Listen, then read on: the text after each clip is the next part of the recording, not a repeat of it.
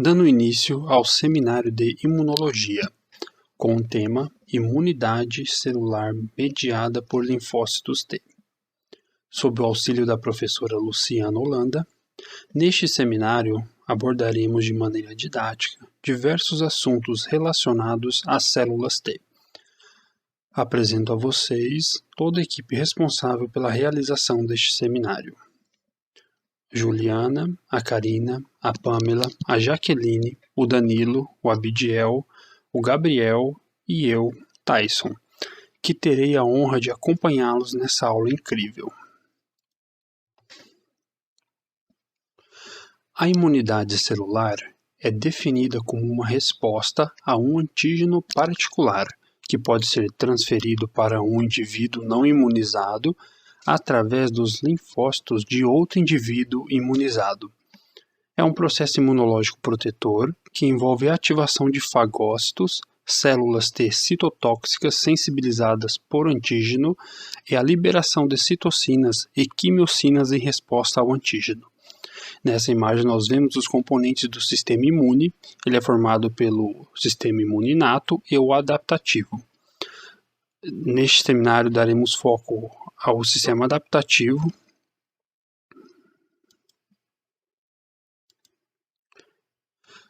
Dentre as diversas células do sistema imune, daremos foco a um grupo de células que pertence ao sistema imune adaptativo, ou seja, no nosso caso, os linfócitos T. Funcionalmente, os linfócitos T são separados em linfócito T helper, linfócito T citotóxico, linfócito T supressor e linfócito T de memória.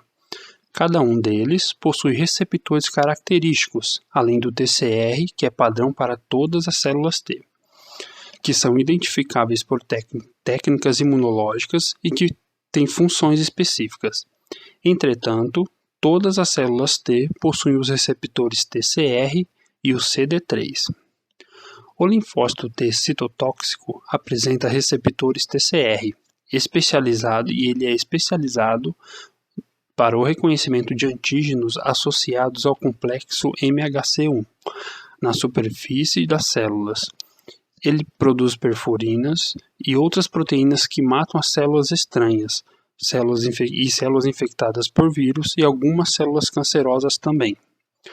O linfócito T de memória, ele apresenta receptores TCR e é uma célula preparada para responder mais rapidamente e com maior intensidade. O linfócito T helper possui um receptor CD4 na superfície e ele tem a função de reconhecer macrófagos ativados. É o principal alvo do vírus HIV e esta célula é o mensageiro mais importante do sistema imune. Já os linfócitos T supressores são linfócitos que têm a função de moldar a resposta imune através da inibição da mesma. Ainda não se conhece muito a respeito dessa célula, mas sabe-se que ele age através da inativação dos linfócitos T citotóxicos e helpers, limitando a ação deles no organismo numa reação imune. Agora, nós abordaremos o processo de maturação das células T. Toda a população de linfócitos T sofre o seu processo de maturação no timo. Então, as células progenitoras são produzidas na medula, elas migram até o timo para sofrerem essa maturação. Estas células que são maturadas no timo são chamadas de timócitos e a maturação final ocorrerá na periferia do mesmo. É um processo bem parecido com o dos linfócitos B, com a diferença que essa etapa ocorre na própria medula.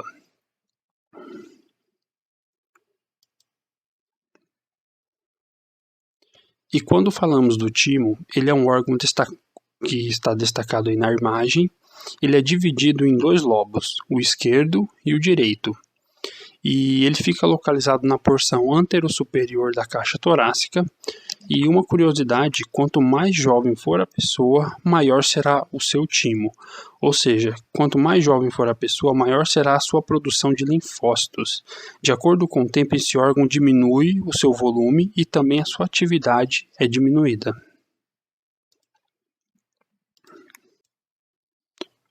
Agora nós vamos falar um pouco sobre a diferenciação. Após se diferenciarem no timo a partir de precursores vindos da medula óssea, as células T migram para a periferia e ficam circulando entre os órgãos linfóides secundários. Quando reconhecem os antígenos derivados dos patógenos, através da interação com as células apresentadoras de antígeno, sofrem mais um evento de diferenciação, agora gerando células efetoras ou de memória.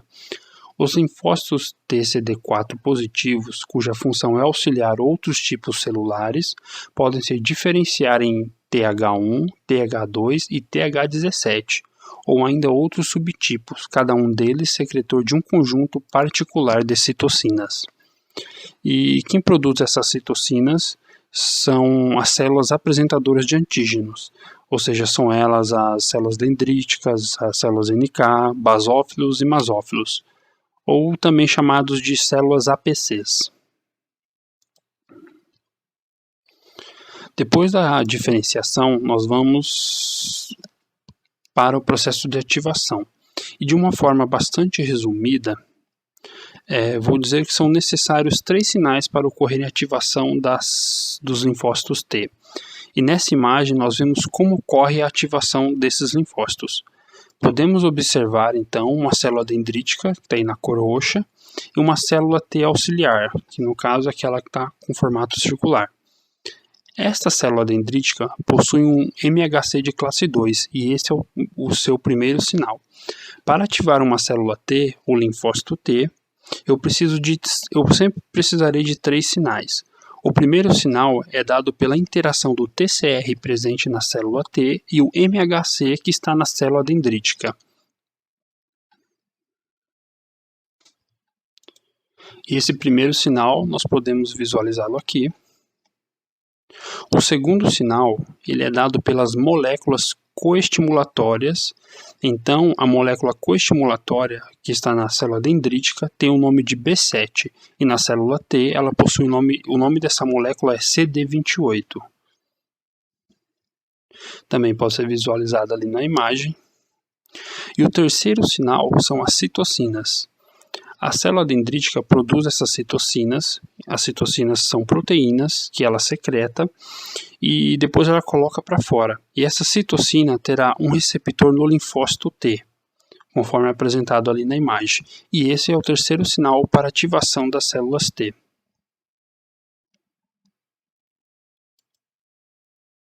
Aqui nós temos uma representação bem cômica de como seria.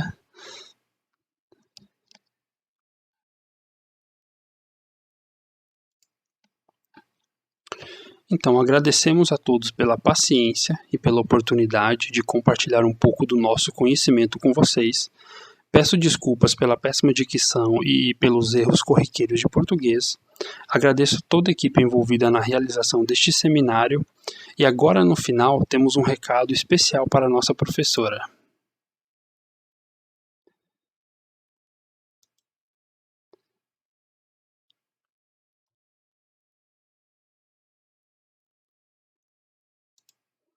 Muito obrigado.